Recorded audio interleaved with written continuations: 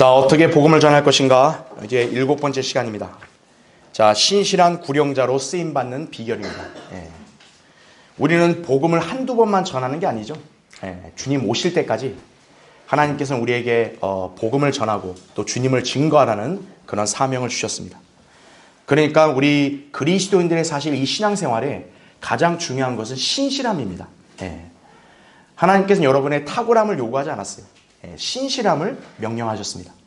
그러니까 여러분이 현재 주어진 여건에서 하나님께서 여러분 각자에게 또 명령하시고 원하시는 뜻을 여러분이 충실하게 이행하면 하나님께 인정받을 수 있습니다. 복음 전파 구령도 마찬가지예요. 여러분이 뭔가 탁월해서 하나님께 쓰임받는 게 아닙니다. 여러분이 열정이 있고 또 하나님께서 명령하신 바대로만 충실하게 이행하면 여러분은 하나님 앞에 신실한 일꾼으로 쓰임받을 수 있습니다. 자, 오늘 그 점을 우리 같이 공부하는 시간을 갖겠습니다. 자, 맨 위에 보시죠. 우리가 개별적으로 복음을 전해야 함은 물론이고 교회에서 공식적인 거리설교 모임에 합류해서 복음을 증거하는 사역에 동참해야 마땅하다라는 얘기죠. 사실은 지금 이렇게 거리 설교를 하고 또 이렇게 사람들에게 이렇게 다가가서 복음을 전하고 구령하는 교회는 사실 성경대로 믿는 교회밖에 없습니다. 다른 교회들은 사실 이 일을 하지 않아요. 또 하지도 못해요. 그래서 일반 교회 다니는 사람들은 우리 성경대로 믿는 교회의 어떤 이런 사역을 보면 생소해하는 거예요. 특히나 목사가 거리에서 이렇게 설교하고 외치는 거 보면 굉장히 이 사람들은 좀 신선한 충격인 거죠. 야, 자기네 교회 목사들은 그렇게 안 하는데 여기는 왜 목사가 이렇게 거리에까지 나와서 하나? 자기 밑에 있는 성도들 안 시키고. 그게 일반 교회들의 정서죠. 왜냐하면 일반 교회들이 주로 한다고 하는 건 뭐냐면 노방전도니 그래가지고 이렇게 거리에서 휴지 나눠주고 커피나 따뜻한 차 주고 그냥 기타 치고 노래 부르고 이거밖에 못해요. 복음을 못 전한다 이거죠. 그래서 이렇게 교회가 공식적으로 이렇게 지역의 어떤 거리에서 팀 단위로 꾸려져서 복음을 전파하는 것은 우리 교회밖에 없다는 사실을 기억하셔야 돼요. 그래서 우리가 지난 시간에는 여러분이 개인적으로 이제 어느 장소에 있을 때 기회가 주어졌을 때 어떻게 복음을 전해야 되는가 이 점을 살펴봤다면, 그래서 오늘은 이제 우리가 이제 여러분이 이제 거리 설교나 어떤 구령을 이제 몇몇 지체들과 같이 하는 일이 있을 때, 또 거리 설교팀에 합류했을 때 여러분이 지금 어떤 부분을 우리가 유의해서 복음을 전해야 되는가를 이제 우리가 살펴보는 거예요. 자, 거기 보시면 거리 설교 팀 단위든 개인 구령을 조직적으로 하든 사실 시공간의 제약을 받을 수밖에 없습니다. 그렇죠? 우리가 24시간 다 전할 수는 없어요. 특히나 내가 혼자 하는 거면 모르겠는데 이렇게 팀 단위로 같이 하다 보면은 분명히 딱 시간은 정해져 있습니다. 그러니까 그 정해진 시간 안에서 우리가 효율적으로 복음을 전해야겠죠. 그렇죠? 자, 우리는 이제 그 비결을 이제 우리가 살펴보는 거예요. 어쨌든 우리는 좀 더 경제적으로 이렇게 복음을 전하고 이렇게 구령의 열매를 맺는 게 중요하겠죠. 그렇죠? 그래야 여러분이 이제 계속 신실한 구령자로 임하고 또 주님을 섬길 수가 있다는 사실을 기억을 하셔야 됩니다.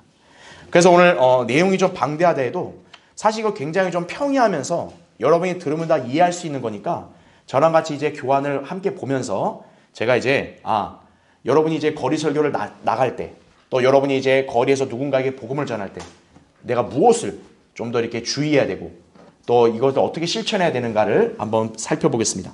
자, 먼저 1번 보세요. 일단 일정하게 정해진 시간에 구령을 해야 됩니다. 그러니까 여러분이 즉흥적으로 언제 해볼까? 이렇게 하면은 그건 사실 효율적이지 못해요. 여러분이 이것은 하나님을 섬기는 마음으로 하는 거기 때문에 이것도 여러분이 딱 생각과 계획을 갖고 실천을 해야 된다는 얘기예요. 자, 구령에 있어 가장 중요한 사항으로 계획을 세우고 실천하고자 노력을 해야 됩니다. 그래서 2번 보시면 그 괄호 2번에 자, 밑줄을 쳐놨죠. 구령하려는 날의 환경이 열악할 수도 있습니다. 그런데 여러분 생각해 보세요. 여러분 주일 예배 환경이 열악하다 해서 예배를 건너뛰나요? 아니죠. 여러분이 주일날 와서 예배 드리는 건 하나님께 순종한다는 생각을 하기 때문에 어떤 환경이 있든 간에 여러분은 기도하면서 예배에 참여하잖아요. 구령도 그런 마음가짐으로 임해야 된다는 얘기예요. 그래야 자신의 영적 생활에 활력이 넘치게 된다는 얘기죠. 물론 뭐 실제로 비나 눈이 오면 그때는 우리가 거리 설교를 하지 않습니다. 그때를 제외하고 우리가 직접적으로 이제 거리에 나가서 복음 전하는데 큰 제약이 없을 때는 여러분이 시도하는 게 좋다는 얘기죠. 그래서 하나님의 일꾼들과 그리스도인들은 계획을 세울 때 반드시 구령을 위한 일정한 시간을 포함을 시키고 반드시 그 시간을 다른 일로 대체하지 말아야 돼요. 그러니까 여러분이 하루에 24시간, 일주일이면은 168시간 아니겠어요? 그 시간 가운데서 내가 1시간은 거리설교 구령에 내가 하나님께 드리겠다 이거예요. 반드시 그걸 포함을 시켜야 돼요. 그냥 계획이 없이 그냥 그때그때 그냥 알아서 합시다. 그 사람은 시간을 제대로 사서 얻지를 못합니다. 여러분이 이제 그리스도인으로서 승리하는 삶을 살려면 항상 계획성 있는 삶을 살아야 돼요. 그냥 하루하루 그냥 닥치는 대로 그냥 뭐 벼락치기 하듯이 그렇게 하면은 여러분은 시간을 효율적으로 쓸 수가 없습니다. 성경은 우리에게 시간을 사서 얻으라고 그렇게 명령을 하셨죠. 그러니까 여러분도 오늘 이 주일날은 어때요? 여러분이 이미 시간을 딱 하나님께 드렸잖아요. 내가 오늘 이 주일날 오전부터 오후 이 시간은 하나님께 드리겠다. 그렇게 했다면 여러분이 평일날도 여러분 뭐 직장생활하는 거 또 공부하는 거 그걸 제외하고도 내가 어떤 시간은 기도하는 시간으로 드리겠다. 어떤 시간은 성경을 읽는 시간 드리겠다. 또 어떤 시간은 내가 복음 전파하는 데 동참하겠다. 그렇게 여러분이 계획을 잘 수립해야 된다는 얘기예요. 그렇죠? 자, 그렇게 해야 여러분이 신실한 구령자로 지속적으로 임할 수 있는 거예요. 자, 그 다음에 2번 보세요. 두 번째. 구령에 대한 생각, 즉 혼에 대한 의식을 항상 지니고 살아야 됩니다. 인간은 보통 어때요? 사람을 만나면 저 사람의 외모를 보고 섣불리 일단 판단을 합니다. 그렇죠? 외모가 번지르하고 옷도 막 정장 입고 그러면 저 사람 뭐가 되는 것 같고 그렇죠? 그냥 뭐 아무 옷이나 걸치고 있으면 저 사람은 왜 삶을 보니까 제대로 못 사는 것 같네 이렇게 생각하는 경우가 있는데 자 어쨌든 인간은 외모를 봅니다. 하지만 그리스도인은 항상 영적인 관조를 가져야 돼요.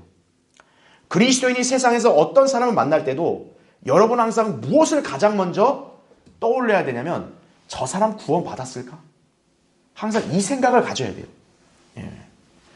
저 사람 직업이 뭘까? 저 사람 돈 얼마 가졌을까? 그건 세상 사람들의 시각이고 우리는 항상 사람을 만날 때마다 저 사람은 혼 있고 구원 받아야 되는데 항상 이러한 의식을 갖고 살아야 돼요. 여러분이 복음을 설사 잘 못 전해도 여러분의 마음과 의식은 저 사람의 혼을 늘 연민할 수 있어야 됩니다. 그게 그리스도인의 자세예요. 그렇죠? 그래서 이제 거기 괄호 1번에도 제가 밑줄을 쳤잖아요. 그래서 가능하면 여러분의 입에서는 이게 자연스럽게 나와야 돼요. 구원 받으셨습니까? 그리스도인이세요? 또 이런 게 나와야 된다 이거죠. 그러니까 물론 섣불리 막 그거부터 먼저 던지면은 상대방이 바로 경계할 수 있으니까 여러분이 자연스럽게 물어볼 수 있는 거예요. 예를 들어 어떤 사람이 저 교회 다니는데요. 저 교회 아주 열심히 다니고 있어요. 먼저 상대방을 그렇게 얘기했으면은 여러분이 자연스럽게 물어보는 거예요. 그럼 구원 받으셨겠네요? 그럼 거듭나셨겠네요? 그렇게 시작하는 거예요. 자, 그것이 여러분의 입에서 쉽게 나올 수 있어야 한다는 얘기죠. 그래서 이제 바로 2번 보면 구령에 대한 의식을 지닌 사람은 늘 자신의 생활 속에서 간증이 넘쳐나게 되는 거예요. 그래서 이렇게 다른 동료 그리스도인들이 이렇게 관심 있게 듣게 하는 게 뭐냐면 사실 복음 전파의 간증입니다. 내가 오늘 어디 가다가 어떤 사람 만났는데 이 사람이 막 이러더라고. 그래서 내가 이렇게 복음에 대한 얘기했더니 잘 몰라서 전했더라. 이러이러한 어떤 예화를 듣게 되면 우리 동료 그리스도인들도 굉장히 관심을 갖죠. 왜냐하면 어쨌든 다른 사람이 구원받는 건 굉장히 중요한 거니까. 그렇죠? 사실 그래서 설교자도 이렇게 설교의 예화로도 사실 이렇게 실제로 어떤 사람을 만났을 때 복음을 전하거나 또는 내가 성경과 진리를 얘기했을 때 그런 반응에 대해서 설교의 예화를 쓰면 회중들도 더 관심 있게 듣죠. 그렇죠? 왜냐하면 지금 현실에서 일어난 거니까. 그렇죠? 그래서 구령에 대한 생각, 또 의식, 또 이것이 여러분의 생활 속에 또 간증으로도 나중에 이렇게 자리 잡을 수 있다는 얘기예요. 자, 3번 보세요. 세 번째, 다른 사람들과 함께 구령하기입니다. 그래서 모범적인 그리스도인들의 생활은 다른 지체들에게 함께 구령 가지 않을래요? 라는 말을 주고받는 것이에요. 우리 어디 놀러 나갈까요? 그런 일반 사람들의 그냥 대화고, 그리스도인들에게 가장 아름다운 건 뭐냐? 우리 혹시 시간 되면 함께 복음 전하러 같이 가지 않을래요? 네. 이렇게 독려하고 또 그 동료를 기쁘게 받아들이고 이렇게 두세 사람이 그런 식으로 모임을 갖는 거, 이것만큼 아름다운 게 없는 거예요. 예. 여러분, 한 명의 구령자를 훈련하는 방법이 뭘까요? 단순한 교육이 아닙니다. 예. 제가 그래서 백날 막 여러분한테 막 그냥 쉬운 말로 막 설명을 해줘도요, 여러분이 그냥 직접 따라가가지고 옆에 성도가 구령하는 걸 딱 눈으로 보면 그게 더 생생한 교육이 되는 거예요. 저렇게 하니까 구원받는구나, 이거죠. 예. 그러니까 여기 실내에서 제가 백날 얘기하는 거, 물론 뭐 얘기하는 거 지금 도움이 되니까 강의하는 건데, 더 좋은 게 뭐냐? 여러분이 직접 현장에 가서 부딪혀보는 게 제일 좋은 거예요. 예, 그렇죠? 자신이 구령을 잘 하지 못하면요, 구령할 줄 아는 사람과 동행하고 배우는 거예요. 예. 그게 더 효과적이라는 얘기죠. 그렇죠? 자, 네 번째, 4번 보세요. 우리 성경드림의 교회에서 복음 전파할 때는 성경을 지참해야 됩니다. 여러분, 제가 거리 설교할 때요, 저는 그냥 하지 않아요. 반드시 성경을 제가 끼고 하는 거예요. 왜 그렇게 하냐면은, 세상은 우리가 이렇게 나와서 전도지를 나눠주는 걸 보면요, 교회 홍보하는 걸로만 생각을 해요. 왜냐하면 전단지 나눠주는 거 다 하잖아요. 웬만한 아주머니들 다 전단지 나눠주네요. 그러니까 우리를 그런 부류로 취급을 하는 거예요. 예. 그러니까 우리는 세상 사람들로 하여금 지금 우리는 당신들한테 우리 교회 자랑하려고 온 게 아니다 이거예요. 나는 지금 당신한테 하나님 말씀을 전하려고 온 거다. 그것을 보여주기라도 해야 되기 때문에 우리가 성경을 딱 가지고 하는 거예요. 그리고 우리가 상대한테 뭔가 복음 전할 일 있을 때는 성경 구절을 보여주고 하면 더 효과적인 거예요. 제가 어제도 한 학생을 내가 이제 복음 전에 구령했는데요, 제 생애에서 그렇게 순수한 학생을 만나기가 흔치 않았어요. 교회를 아주 다니는 다른 지역에 사는 학생인데 오늘 여기 놀러 왔다는 거예요. 오늘 볼 일이 있어 온 거예요. 네. 그 학생은 이제 교회를 다니니까 하나님을 너무 잘 알고 잘 믿는다고 생각하는 거죠. 그래서 내가 이제 그 학생한테 복음을 전할 때 내가 성경을 보여준 거예요. 왜냐하면 이제 이 학생이 모르니까 그런 게 있었어요? 물어보는 거예요. 그럼 내가 야 있어, 그냥 있는 줄 알아, 내가 이렇게 얘기하면 이 학생이 믿겠어요? 그러니까 내가 성경을 펴 보여주는 거죠. 여기 보니까 성경에 이렇게 돼 있지. 너가 교회를 열심히 다니니까 하나님이 거짓말하지 않는다고 너는 분명히 그렇게 인정하지? 예. 자, 거짓말하지 않는 하나님이 성경에 봐봐, 이렇게 말씀하셨지. 그러니까 더 수긍하는 거예요. 그래서 성경을 가지고 하나님 말씀을 전해야 여러분의 말에 더 신빙성 있고 더 상대한테 영향을 끼치는 거예요. 여러분이 그냥 성경 없이 그냥 여러분 막 그냥 입으로만 얘기하잖아요. 상대가 볼 때는 이 사람 나 꼬시는구나, 속으로 그렇게 생각하는 거예요. 예. 하나님 말씀을 들어야 돼요. 그래, 우리 신구약 성경 있잖아요. 이게 이제 크니까 보급판이나 작은 거 있다고요. 그걸 들고라도 여러분이 상대로 하여금 이 사람이 성경을 들고 있네, 하나님 말씀 전한가 보다, 그런 인식을 하게끔 만들어야 되는 거예요. 예. 여러분도 잘 알죠? 그 인간을 거듭나는 게 뭡니까? 내 말이 아니에요. 하나님의 말씀이 그 사람을 거듭나게 하는 능력이 있는 거예요. 그렇죠? 자, 다음 페이지 보세요. 그래서 복음을 전파하는 것을 성경에는 씨 뿌리는 걸로 비유한다는 얘기죠. 그렇죠? 네. 그래서 여러분도 잘 아는 126편 5절 6절, 시편 120편 5절 6절이 뭡니까? 귀한 씨를 가지고 나가서 우는 자는 기쁨으로 단들을 거두어 온다고 그러잖아요. 그렇죠? 네. 씨라고요. 네. 씨를 가지고 우리가 뿌리고 심는 거예요. 언젠가는 결실을 거둔다는 얘기죠. 자, 괄호 2번 보시면 인간의 유창한 언변이 결국 성경을 앞설 수 없습니다. 예. 반면에 여러분의 언변이 서툴러도요, 여러분이 하나님의 말씀만을 제시했다, 상대가 오히려 그걸 보고 구원받는 경우가 더 많아요. 예. 자, 죄에 대한 찔림, 믿음으로 새롭게 하는 것은 나의 유창한 언변이 아니라 하나님의 말씀이라는 얘기죠. 그렇죠? 로마서 10장 17절이 뭡니까? 믿음은 뭐에서 나와요? 들음. 그 들음은 하나님의 말씀이라고요. 예. 자, 그래서 여러분이 하나님 말씀을 전해야 되는데 성경에 대한 지식을 얻을 수 있도록 여러분 하나님께 지혜를 구하는 거예요. 예. 목회자라 해서 성경을 무조건 많이 안다, 그게 아닙니다. 목회자라 해서 막 성경에 뭐 무조건 빠삭해서 막 성경을 그냥 유창하게 얘기할 수 있다, 즉흥적으로 그렇게 하기 쉽지 않아요. 그래서 지혜를 구하는 거예요. 제가 설교하기 전에도 왜 기도를 하겠습니까? 지혜를 구하는 거예요, 하나님께.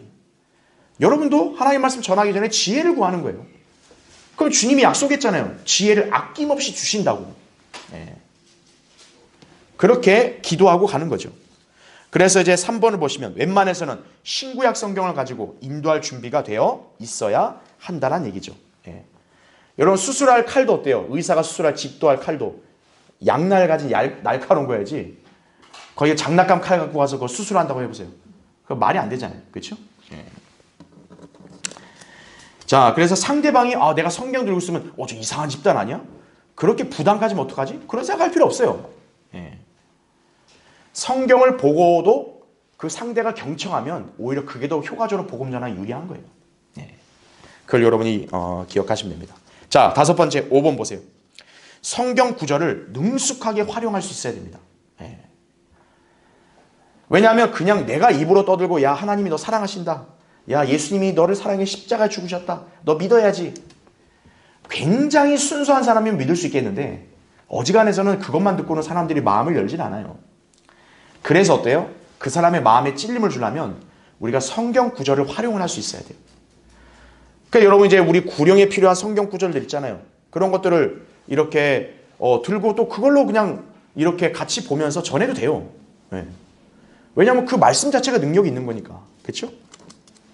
일단 괄호 1번 보세요. 성경 구절 암송. 그래서 우리 여러분 그 암송하는 책자 있죠. 거기 보면 복음만을 위한 내용이 있다고요. 그러니까 여러분이 그 구절을 해서 여러분이 볼 때 딱 여러분이 막 이렇게 마음에 와닿고 또 여러분이 이거 유용하다 생각하는 것들을 뽑는 거예요.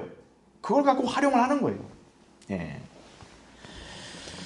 그래서 이제 구령자가 자신의 메시지를 잘 정리된 상태로 기억할 수 있어야 본인이 전하는 말을 성경으로 입증하는 거죠. 예.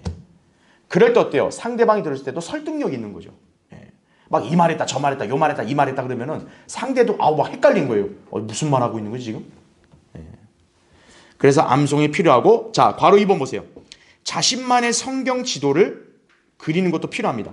복음을 전하면서 활용할 구절들을 자신의 성경에 미리 표기해두면 구령할 때 성경을 찾아서 읽어주기 용이하죠. 그러니까 여러분이 이제 만약에 이제 구령하기 위해서 들고 다니는 성경 있죠. 거기다가 표시를 하는 거예요. 죄에 대한 얘기할 때는 로마서 3장 10절 이렇게 여기 딱 표시해둬가지고 금방 찾을 수 있게. 예. 또 지옥에 관한 거 예를 들어 마가복음 9장 44절 벌레도 죽지 않고 불도 꺼지지 않는다. 그러면 그거를 딱 여기다 표시해놔가지고 찾을 수 있게. 여러분만의 지도를 가지고 있으면 좋다는 얘기예요. 예. 만약 그게 힘들다. 여기 우리 이명수 자매님이 잘 활용하는 거 있잖아요. 우리 A4 용지 그거 갖고도 이용해도 되는 거예요. 예. 자, 그래서 성경 구절을 이렇게 제시해서 이렇게 찾아주고 읽어주는 게 어떻게 더 용이할 수 있어요. 내가 말을 능숙하게 못하면 그렇게 해도 되는 거예요. 예. 심지어는 여러분이 전도지를 펴놓고 같이 이렇게 짚어가도 돼요. 예. 상대가 그만큼 이렇게 들으려고 한다면 여러분 전도지를 같이 봐주면 돼요. 여기 이렇게 나온 대로 우리 죽죠. 예. 왜 죽습니까? 죄 때문에 죽죠. 이런 식으로 같이 전도지를 여러분이 활용하셔도 되는 거예요. 예. 그래서 이제 제가 교환에 정리한 게 뭐냐면 이제 성경 구절을 찾긴 찾되 여러분이 말이 끊어지면 안 돼요. 예. 예를 들어 설교자인 저도 어때요? 설교하다가 여러분한테 갑자기 성경 찾는다고 해서 내가 말 안 하고 어디 있지? 이러면 듣는 여러분도 갑자기 김이 새는 거죠. 예. 그러니까 상대도 마찬가지예요. 그러니까 여러분이 말은 끊어지지 말고 이렇게 찾으면서도 자꾸 그 사람이 이렇게 딴청을 하지 않도록 주의를 집중시키기 위해서 말을 자꾸 거는 거예요. 예. 자, 학생 우리가 죽죠? 성경에는 죽는다는 말이 나와요. 자, 어디 있는지 한번 볼까요? 이런 식으로 자연스럽게 대화를 할 수 있었는 얘기죠. 그렇죠? 그래서 이제 괄호 3번에도 제가 밑줄을 쳤죠. 성경 구절을 읽는 것에 만족하지 말고 상대방도 직접 눈으로 보거나 말하면서 읽을 수 있도록 하는 게 중요하다는 거죠. 예. 그래서 이제 만약에 이제 어린 학생들을 만약 여러분이 구령한다 했을 때는 어린 학생들은 어느 정도 말을 듣잖아요. 그럼 어린 학생한테 직접 눈으로 읽게 하는 거예요. 봐봐, 이렇게 돼 있지. 너 한번 봐봐. 그래서 상대가 읽게 되면 수긍할 수밖에 없는 거죠. 왜? 이건 지금 이 사람의 말이 아니라 하나님 말씀, 성경에 있는 거를 그대로 알려주는 거니까요. 그렇죠? 오히려 그게 상대한테 더 인상을 줄 수 있는 거예요. 예. 특히나 이제 교회 다녔다고 하는 그 사람들한테는 그게 더 인상에 와닿는 거죠. 아까 제가 소개한 사례, 그 학생 같이. 그 학생은 제가 성경으로 직접 보고 눈으로 보게 하니까 아, 이 사람 말이 맞구나. 이렇게 수긍을 하는 거죠. 그렇죠? 예. 그래서 괄호 4번에 자, 그러면 성경 구절을 얼마나 찾아주는 게 좋을까? 너무 많을 필요는 없습니다. 심지어는요, 단 한 구절도 괜찮아요. 예. 예를 들어 뭐 어떤 게 있습니까? 죄의 삭은 사망이요, 하나님의 선물은 예수 그리스도 우리 주로 말미암아 영원한 생명이기 때문이라. 저도 처음에 어제 그 학생한테 그 구절을 먼저 제시한 거예요. 예. 또 그 외에 한 학생은요, 이렇게 교회를 안 다닌대요. 그래서 내가 얘기했어요. 학생은 종교가 따로 있는가 보네. 그래 뭐 우물쭈물 하더라고요. 종교든 학교든 그건 학생 선택하는 건 자유야, 이 대한민국에서.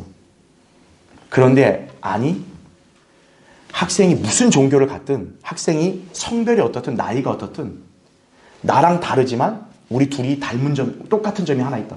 뭔데요? 죽어, 이거죠. 갑자기 그 말 들으니까 에이, 죽어, 이거예요. 죽는다고 우리 둘 다, 이거죠. 그건 똑같잖아요. 이상하지 않니? 자네하고 나는 완전 다른데 자네하고 나는 똑같이 죽어, 이거예요. 죽어. 왜 죽을까, 이거예요. 왜? 그래서 내가 그 구절을 보여준 거예요. 죄의 삭은 사망이에요.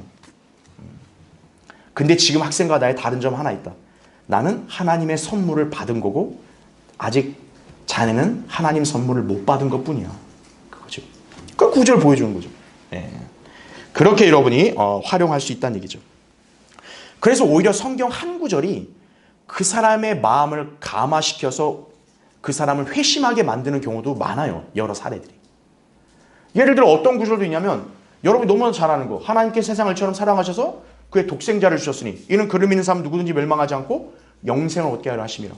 여러분 이 한 구절을 우리가 너무나 잘 알고 있다 해가지고 그냥 가볍게 넘기는 경우가 많은데요. 사실 이 한 구절만으로도 구원받은 그런 사람들이 꽤 있어요. 여러분 우리 만화전도지 있죠. 잭치 형제가 이 제작하는 만화전도지가 각각 사례가 다르잖아요.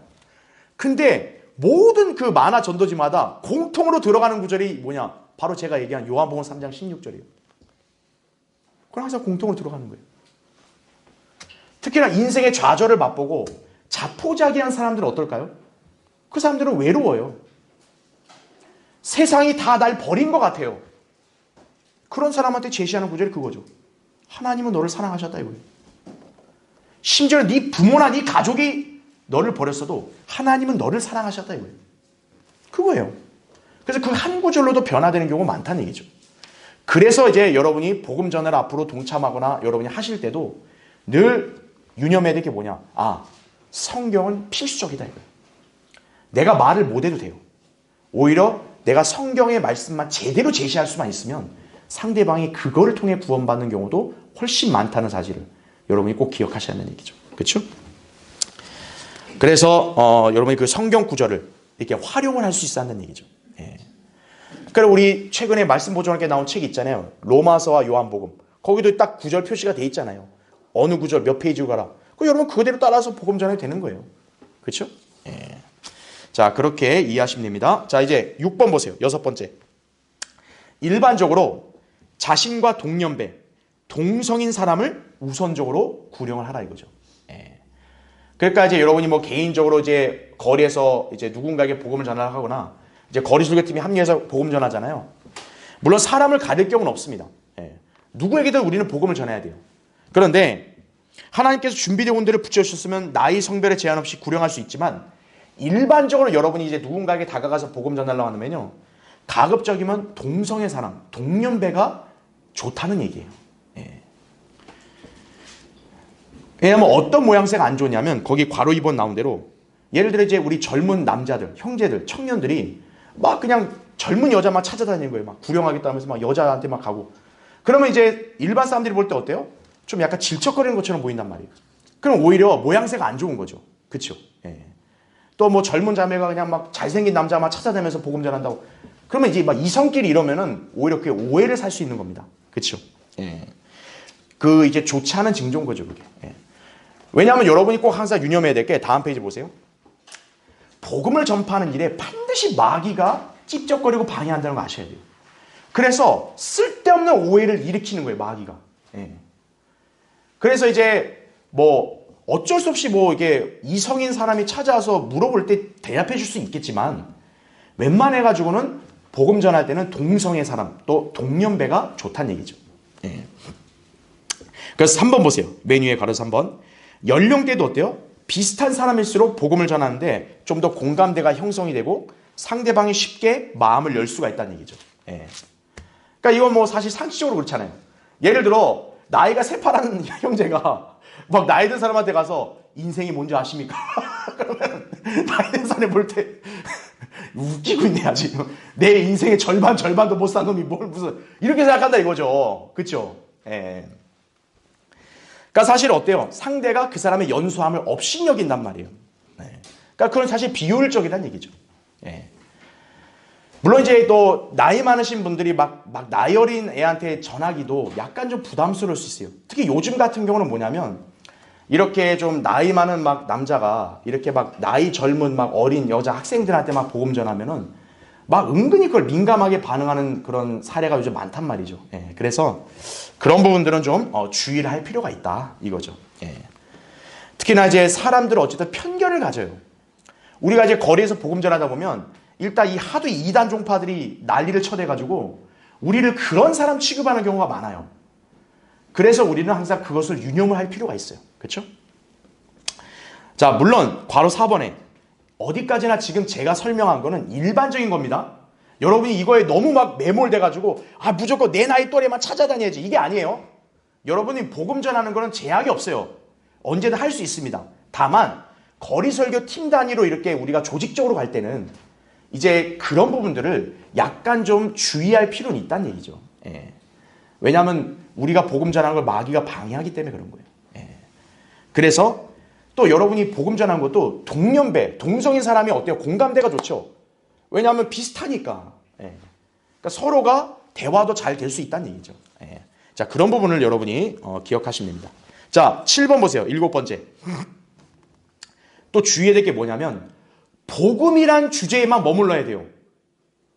거리 설교를 갔더니 갑자기 그 세대주의 강의하고 있어요. 그럼 안 된다는 거예요. 예. 내가 개인 고령을 해야지 그 사람한테 막 이렇게 신학 강의를 하고 있으면 안 된다는 얘기예요. 예. 자, 1번 보세요. 그 다음에 내가 이 주제에 왜 머무르라 하냐면 상대방이 엉뚱한 질문을 할 때가 많기 때문에 그래요. 특히 좀 교회를 오래 다녀봤다. 좀 성경을 좀 안다고 하는 사람들은 자기도 뭔가 좀 안다는 걸 이제 뽐내고 싶어가지고 막 별의별 질문할 때가 많아요. 여러분이 거기에 끌려다니면 안 돼요. 말을 하는 사람은 여러분입니다. 여러분이 주도권을 잡아야지 상대가 물어본다고 거기 일일이 다 답변해주고 막 이러잖아요. 여러분 1시간 훌쩍 하는 거예요 그냥. 예. 자, 괄호 1번 보세요. 우리가 구령하는 순간에도 사탄은 항상 방해한다는 점을 인식해야 돼요. 제가 밑줄을 쳤죠. 사탄의 주특기가 뭡니까? 질문을 던지고 의문을 제기하는 거예요. 자, 사탄이 최초의 인간에게 접근했을 때 했던 수법이 뭐예요? 참으로 하나님이 그렇게 말씀하시니? 이거예요. 정말이니? 이거예요. 그래서 세상 학문도 어떻습니까? 항상 질문을 유도시켜서 의심과 불신을 조장하는 거예요. 네. 자, 어떤 사람이 이런 질문해요. 카인은 어디서 아내를 얻었습니까? 이거죠. 그게 지금 자기한테 뭐가 중요해요? 그죠? 네. 지금 자기는 구원받는 게 중요한 것이지 카인이 어디서 아내를 얻었습니까? 막 그런 걸 물어본다고. 여러분이 성경에 있는 걸 물어본다 해가지고 막 신나가지고 막 그걸 막 찾아서 막 설명하고 그러죠. 갑자기 이게 논쟁으로 변질될 수도 있는 거예요. 그 다음에 어떤 사람이 이렇게 물어요. 왜 하나님은 선악과를 만들었어요? 그걸 왜 물어봐요? 그렇죠? 네. 인간이 왜 하나님의 생각에 범접하려고 하냐고요. 그렇죠? 그 다음에 어떤 사람은 신라 시대 사람도 어떻게 됩니까? 네. 지금 당신이 지금 중요한 거지. 무슨 신라 시대 산 사람을 지금 왜 갑자기 따지고 있냐 이거예요. 그게 바로 왜 그런지 아세요? 마귀가 그 사람을 하여금 집중을 분산시키는 거예요. 자꾸 복음이라는 주제가 아니라 엉뚱한 방향으로 흘러가게 하려는 속임수라는 사실을 기억하셔야 돼요. 자, 종교인들이나 성경에 나름대로 관심 있는 사람들이 복음과 관계없는 다양한 질문을 던져요. 예. 그러니까 여러분이 그거를 보고 이 사람이 지금 내가 하는 말에 관심이 있다. 그렇게 오해하시면 안 돼요. 관심 있는 사람은 지금 내가 말하고 있는 문맥 속에서 물어봐야지 이렇게 갑자기 엉뚱한 질문 던지면 이 사람은 지금 관심 있는 게 아니라 지금 딴청을 하고 있는 거예요. 예. 여러분이 딱 주의를 환기시켜야 돼요. 그럴 때는. 자, 제가 밑줄 친 거 보세요. 거기 괄호 2번에. 그래서 먼저 구령자가 어때요? 이런 질문들을 응대하기보다는 상대방에게 적절한 장소와 시기에 그 질문들을 답해준다고 하면서 복음을 전하여 구령을 해야 된다는 얘기예요. 여러분이 그 한 사람한테 계속 끌려다니죠. 막 질문하고 답변하고 질문하고 답변하고 이러면 시간 다 가는 거예요. 예. 그러면 그 사람이 결국 믿냐? 아니에요. 또 믿지도 않고 가요. 결국에는. 그럼 여러분만 시간 낭비한 거예요. 예. 그래서 거기 괄호 4번에 제가 한 예시를 여러분에게 소개해 드린 거예요. 여러분 그 예시를 참조하세요. 즉 뭐냐면 사람들이 막 질문을 해요. 그러면 이제 우리는 어떻게 지혜롭게 응대해야 되냐면 사람들이 보통 그런 거 관심을 갖긴 합니다. 그런데 선생님 지금은 우리가 지금 죄와 죽음의 문제 또 구원에 관한 거를 지금 우리가 얘기하고 있는 거잖아요. 그러니까 제가 먼저 이야기를 다 전하고 선생님이 먼저 이거를 정확하게 알고 난 다음에 그 다음 제가 이제 추후에 이걸 답변해 드리겠습니다.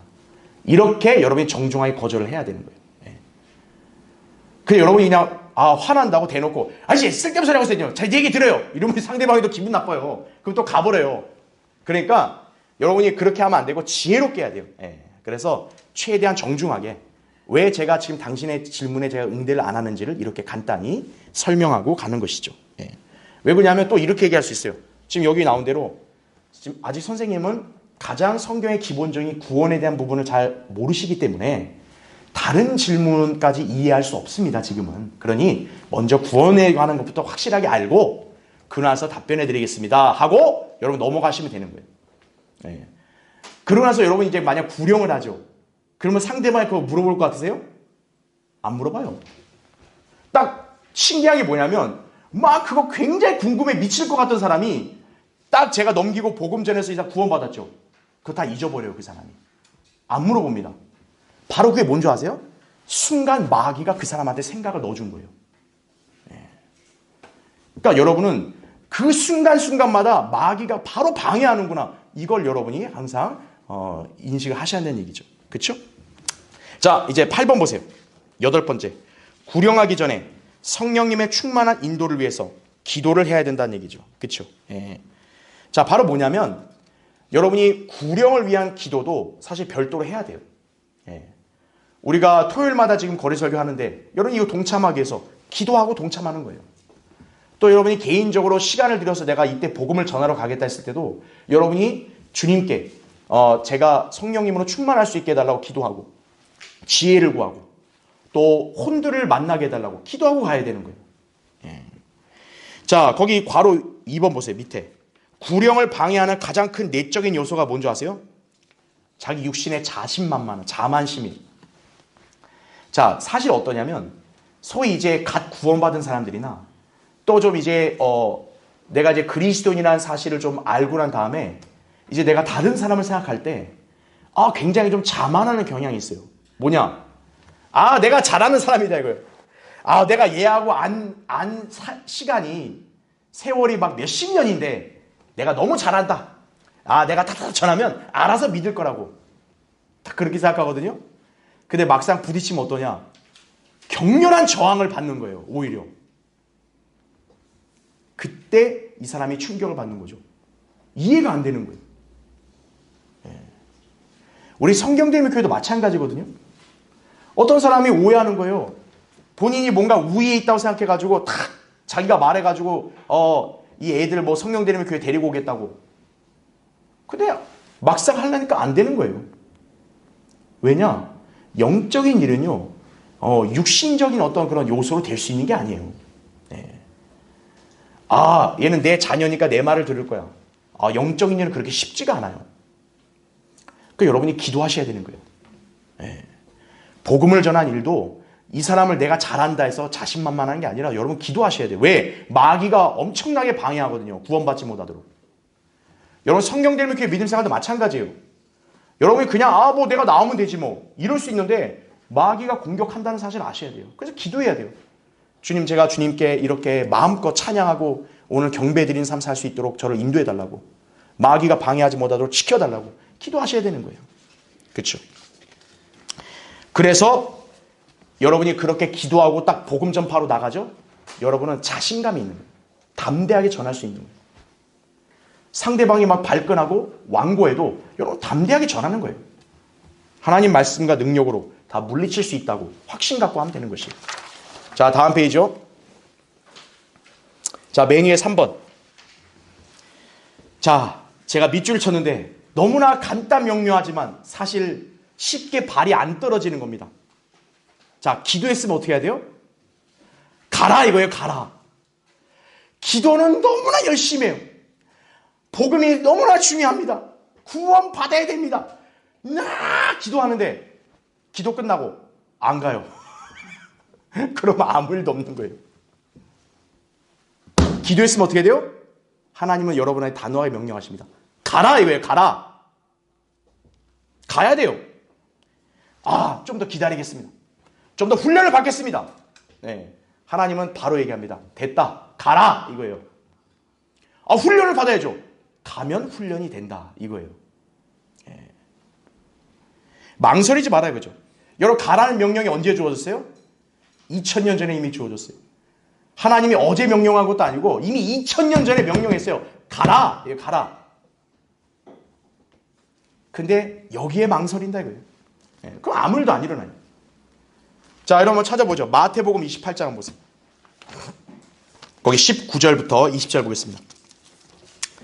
자, 예수님이 승천하시기 전에, 그쵸? 지상 사명을 위임하시는데 보십시오. 가장 먼저 나오는 명령이 뭡니까?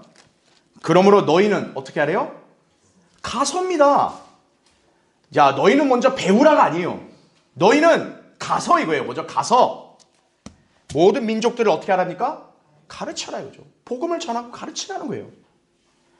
내가 뭐 능숙하지 않은데요. 일단 가라는 거예요. 가서 하다 보면 여러분이 자연스럽게 가르쳐지게 돼요. 아버지, 아들과 성령의 이름으로 침례를 주며 내가 너에게 명령한 모든 것을 가르쳐 지키게 하라. 그 다음 우리에게 무엇을 약속하십니까? 보라, 내가 세상 끝까지 너희와 항상 함께 있으리라고 하시더라. 아멘 이거죠. 저도 개인 구령하러 갈 때 제가 아직 혼자 가는 경우에도 늘 저는 기도합니다. 저는 혼자 가는 것 같지만 아닙니다. 지금 주님이 제 안에 계셔서 주님이 저와 함께 하시기 때문에 저는 주님과 같이 가는 겁니다. 저는 그렇게 기도하는 거예요. 네. 여러분도 그렇게 가는 거예요. 네.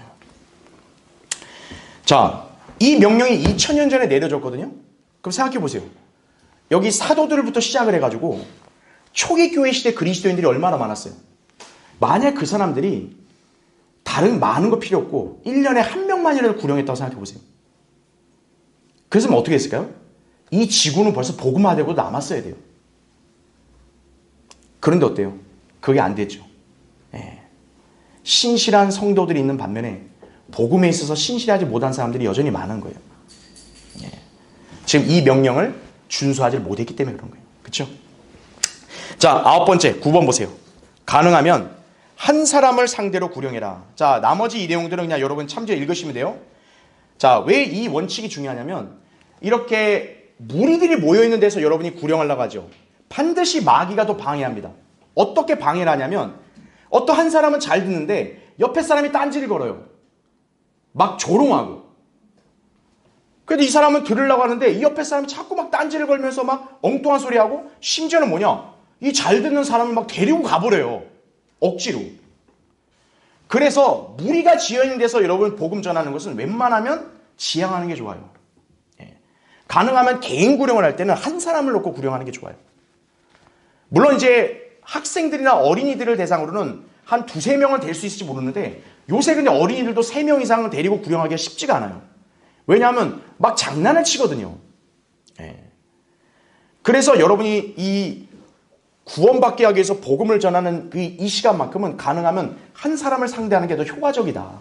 이걸 제가 설명을 드리는 거예요. 예. 특히나 이제 뭐냐면 이 무리들 중에서는 굉장히 완악한 인간들도 있어요. 그럼 이런 인간들이 막 논박을 펼쳐요. 막 이렇게 질문을 던지고. 그럼 내가 이 사람이 잘 들으니까 이 사람한테 설명드리려면 또 이 사람이 논박하면 뭐 여기저기 막 그냥 정신이 사나운 거예요. 예. 그래서 가능하면 한 사람에 집중해서 복음을 전하는 것이 좋다라는 얘기죠.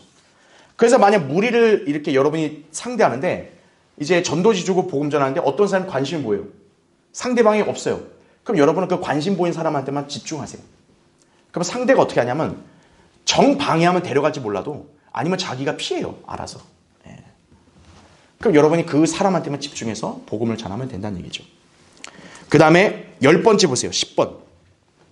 한 사람이 주도해서 전하라. 이게 뭐냐면 이제 어떤 그리스도인이 이제 복음을 전하는데 동료가 볼 때 저 사람 좀 시원찮은데? 저 사람 좀 못 믿어온데? 그래가지고 막 자기가 막 끼어들어가지고 갑자기 막 대화하고 이러면 안 돼요. 예. 이미 한 형제나 자매가 그 사람을 놓고 복음을 전하면은 옆에 성도는 기다려줘야 돼요. 옆에 성도가 같이 끼어들어가지고 같이 설명하겠다. 그러면 오히려 그건 방해되는 거예요. 예. 그러니까 한 성도가 복음을 전하면 옆에 성도는 기다려주는 거예요. 기도해 주는 거예요. 예. 그렇게 해서 여러분이 해야 된다 이거죠. 그러니까 복음은 한 사람이 전해야지 갑자기 막 두 사람이 같이 와가지고 막 그냥 서로 막 전한다고 이러면 오히려 혼란만 야기되는 거예요. 예. 그 점을 여러분이 기억하셔야 합니다. 예. 그 다음에 11번 보세요. 11번째. 논쟁을 회피하세요. 이것도 역시 마귀가 일으키는 겁니다. 논쟁을 할 때 여러분이 똑같이 논쟁하려고 하면 안 돼요. 그거는 내가 이렇게 부끄럽고 지는 게 아니라 내가 지혜롭게 처신하는 거예요. 논쟁을 회피해야 됩니다. 물론 이제 괄호 1번 보세요. 하나님 말씀으로 옹호할 때도 있어요. 베드로전서 3장 15절에 나온 대로 너희 마음속에서 주 하나님을 거룩하게 여기며 너희 안에 있는 소망에 관한 이유를 묻는 모든 사람에게 답변할 것을 온유와 두려움으로 항상 예비하고 이렇게 나옵니다. 그런데 괄호 2번 보세요. 복음을 듣는데 상대방의 태도가 막 의도적으로 거부하거나 조롱하거나 마음의 문을 닫고서 반응하는 것이 파악이 되면요. 즉시 전도지구 그 자리 떠나야 돼요. 예. 여러분이 한온이 귀하다고 막 그냥 어떻게든 내가 정성을 다하겠습니다. 안 돼요. 예. 그건 오히려 내 시간만 뺏기는 거예요. 그러니까 상대가 올 때 조롱하고 빈정대고 막 심지어 막 대들라고 그러죠. 시비 걸라 그러면 전도지구 빨리 피해야 돼요. 예. 다음 페이지 보십시오. 그래서 제가 맨 위에 성경 구절 기재해놨죠. 디모데서 2장 14절도 뭐냐면 이렇게 말씀들에 관해서 다투지 말라고 나옵니다. 다투지 말라. 예. 예. 다투는 일을 하면 안 돼요. 특히나 이제 어떤 사람은 승부욕, 진념이 강해가지고 막 논쟁을 걸 때 내가 피하면 막 자기가 지는 줄 알고 자존심 상해가지고 어떻게든 내가 널 이기고 말겠다 하면서 막 그렇게 싸우면 안 된다는 거죠. 우리는 복음을 전하러 온 거지 이 사람을 이겨먹으려고 온 게 아니에요. 예. 그걸 여러분이 아셔야 됩니다. 그렇죠? 그 다음에 12번째 12번 보세요. 예의 바르게 행동을 해야 됩니다. 예의 바르게. 예. 우리는 상대가 볼 때 구원받지 않고 어리석고 무지하다고 여기고 우리는 진리를 안다고 하니까 막 모른다고 생각해가지고 그걸 알긴 하겠어요? 지금 내가 뭔 말하는지도 모르겠죠? 이런 식으로 그러면 안 된다는 거죠. 상대방한테 그러면 안 돼요. 정중하고 예의 바르게 해야 됩니다. 여러분이 만약 의도치 않게 신중하지 못한 행동을 하죠? 그럼 상대가 딱 그걸 물고 늘어지는 거예요. 그래서 복음을 거절하는 핑계로 삼는 거예요. 당신이 그렇게 해서는 안 믿는다고. 이런 식으로. 예. 그래서 우리가 온유하고 당당한 태도로 하나님 말씀을 전하면 되는 거예요. 예. 그러면 상대방의 마음을 더 깊게 파고들게 할 수 있다는 얘기죠. 그 다음에 괄호 2번 보세요. 구령자는 너무 지나친 친밀감을 표현한 걸 자제해야 됩니다. 이게 뭐냐면 상대방을 막 안타깝게 여긴다 해가지고 막 어깨에 손 얹고 막 손을 잡고 이러면 안 된다는 거죠. 물론 이제 이렇게 형제 좀 나이 드신 형제가 뭐 학생들 남자 학생들한테 그렇게 친감할 수 있겠지만 특히나 여성 학생들 이렇게는 주의해야 돼요. 예. 특히 요새 같은 경우는 여성 학생한테 막 그냥 기특하다 해서 막 어깨 토닥거리고 이러면은 오히려 그거 굉장히 위험할 수 있습니다. 요새는. 예. 그래서 이제 친밀감을 표현한다는 그런 목적으로 그렇게 하면은 오히려 역효과가 납니다. 그래서 괄호 3번 보세요. 구령자는 누구보다 성심성의껏 복음을 전해야 돼요. 사람은 누구나 상대방의 진실성을 느낄 수 있습니다. 여러분이요, 복음을 전할 때 그냥 형식적으로 그냥 우리가 명령에 따라 전합니다. 이렇게 하면요, 상대가 반응이 별로 안 와요. 왠 줄 아세요? 사람은요, 누구나 감정이라는 게 있는 거예요. 정말 이 복음이 진실된 거고 소중한 거고 중요한 거라면요, 간절함과 절박감 또 진정성이 상대방에게 느껴져야 돼요. 여러분이 말만 잘한다고 중요한 게 아니라 상대방에게 그런 이렇게 진정성을 이렇게 전달할 수 있어야 돼요. 예. 오히려 그걸로 그 사람이 감화가 돼가지고 내가 말이 서툴러도 그대로 믿는 경우가 많아요. 반대로 말은 아주 뻔질을 해요. 이 사람 마음이 정말 이 혼에 대한 연민 없이 그냥 말만 뻔질을 해요. 이러면 상대는 감정적으로 느끼는 거예요. 이 사람 그냥 말만 잘하는 거지 그냥. 그냥 와서 그냥 영업하는가 보다. 이렇게 하고 가버리는 거예요. 그러니까 여러분이 방대한 성경 지식, 그거보다 더 중요한 게 뭐냐?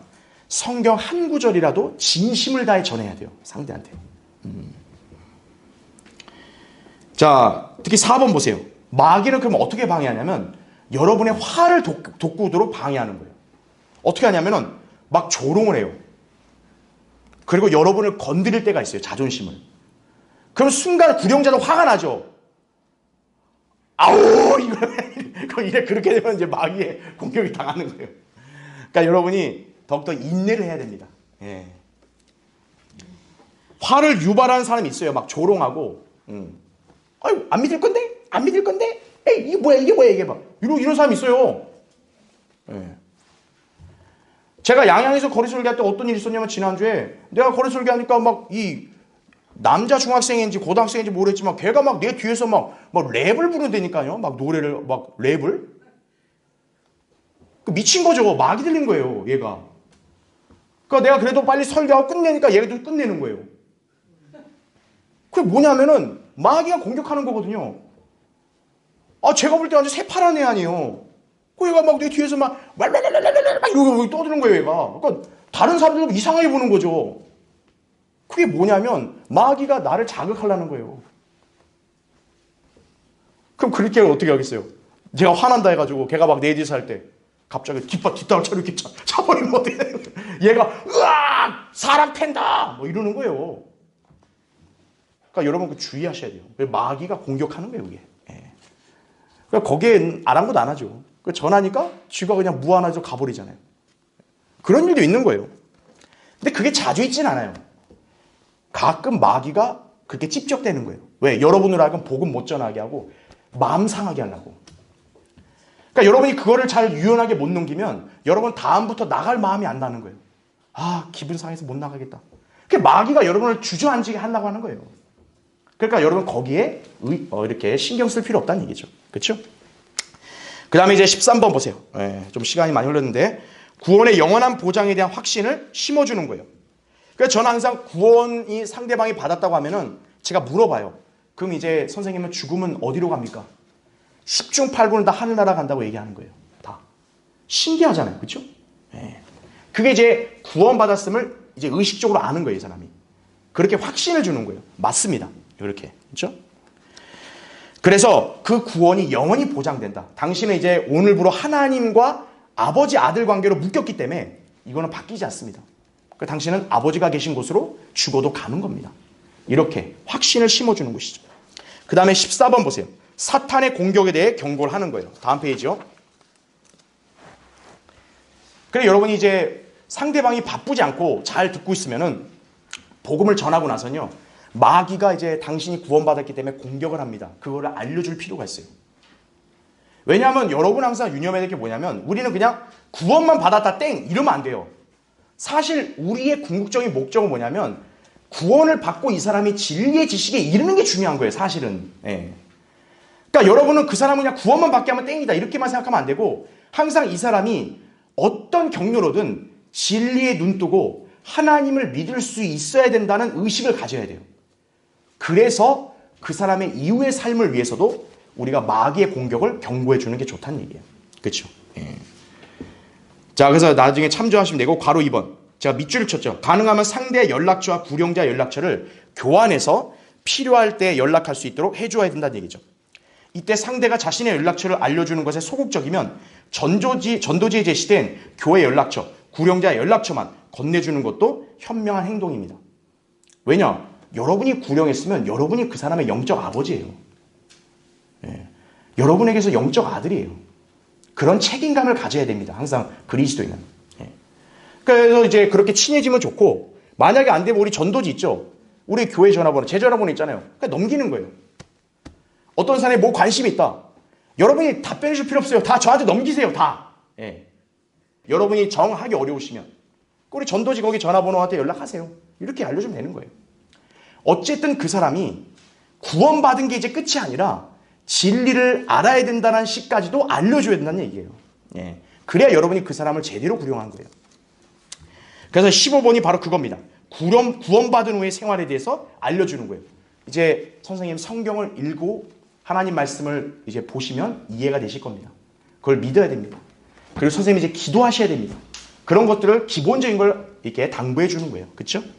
자, 이렇게 여러분 하시면 됩니다. 그래서 이제 맨 밑에 결론을 보시면, 자, 우리가 이제 복음 전하러 갈 때 막연하잖아요. 그렇죠? 아, 가긴 가야 되는데 내가 어떻게 해야 될까? 여러분이 걱정되기도 하고 염려되기도 할 텐데 주님께 맡기세요. 그리고 기도하고 오늘 여기서 여러분에게 강의한 이 내용, 이 원칙만을 항상 수시로 여러분이 잘 기억해 주셨다가 여러분이 이 원칙대로 이제 사람들에게 복음을 전하게 되면 하나님께서 여러분을 쓰실 거고 또 여러분은 많은 열매를 맺을 수 있게 될 것입니다. 그렇죠? 예. 담대하게 나가시기 바랍니다. 자, 다음 시간에 계속 이어서 하겠습니다.